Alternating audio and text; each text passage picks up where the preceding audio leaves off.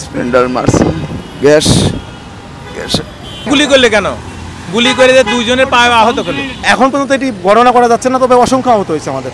মুখ দেওয়ার মতো যেভাবে রক্ত দিতে হয় এভাবেই রক্ত ধরাইছে আমাদের বিডিআর সদস্যরা। এই দেখেন রক্তের ছিটা। হ্যাঁ, কাকরাইলে ওখানে যখন অবস্থান নিচ্ছি তখন পুলিশ এসে আমাদেরকে বাধা দেয়। দেওয়ার পরে তখন আমরা ওখান থেকে উঠি না। তখন পুলিশ আমাদের উপর খুব নির্যাতন করে এবং গ্যাস মারে এবং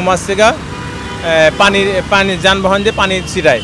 তারপরে পুলিশ আমাদেরকে মারধর করে এবং গুলি করে। দুইজনে গুলি করেছে ঠ্যাঙে, সেই দুইজনকে আমরা হাসপাতালে দিছি।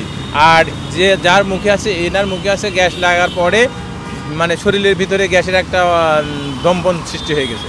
আজকে তাও এরকম প্রায় 25-30 জনের মতন আহত হয়েছে। গুলি করলে কেন? গুলি করে যে দুইজনের পা আহত করলো। না গুলি করছে, দেখেন হাসপাতালে নিয়ে গেছে, সব কিছু প্রমাণ আছে।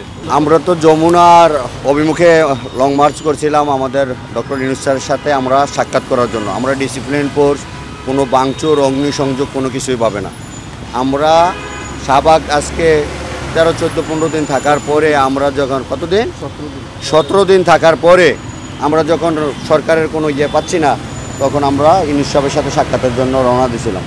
তখনকার পুলিশ আমাদেরকে রাস্তায় ধরে আবু সাইদ এবং মুখ দেওয়ার মতো যেভাবে রক্ত দিতে হয় এভাবেই রক্ত ধরাইছে আমাদের বিডিআর সদস্যরা। এই দেখেন রক্তের ছিটা। হ্যাঁ, এবং আমাদের সাথী ভাইদেরকে হাসপাতালে ভর্তি করে দিয়েছি। কতজন লোক আহত হয়েছে এটা আমরা পরবর্তীতে জানিয়ে দেব। আজকে আমাদেরকে 10 মিনিট সময় দেওয়া হয়েছিল।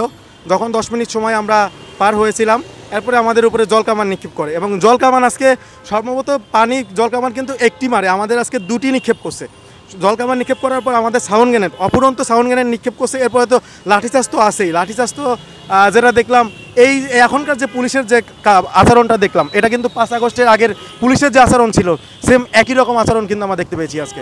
এখন পর্যন্ত এটি গণনা করা যাচ্ছে না, তবে অসংখ্য আহত হয়েছে আমাদের। একজন হয়েছে, উনি গুলিবিদ্ধ হয়েছে, অর্থাৎ সাউন্ড গ্রেনেডের যে স্পিনিংটা সম্ভবত ওইটার আঘাতে উনি প্রচুর পরিমাণ হয়েছে এবং পুরা যমুনার সামনে অর্থাৎ কাকরাইল মোড়ে কিন্তু এখনও রক্তাক্ত অবস্থায় পড়ে আছে। আমরা বিগত 16 দিন শাহবাগে অবস্থান করছি। এখন মনে হচ্ছে যে যারা বিডিআর সদস্যরা এরা মানুষ না, এরা হচ্ছে কুকুর বিড়াল।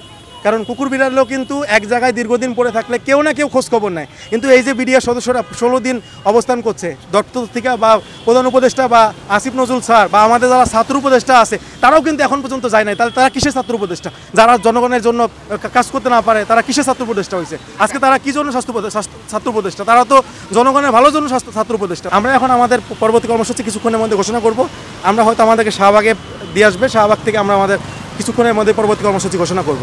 আমাদের আন্দোলন আরও বেগবান হবে।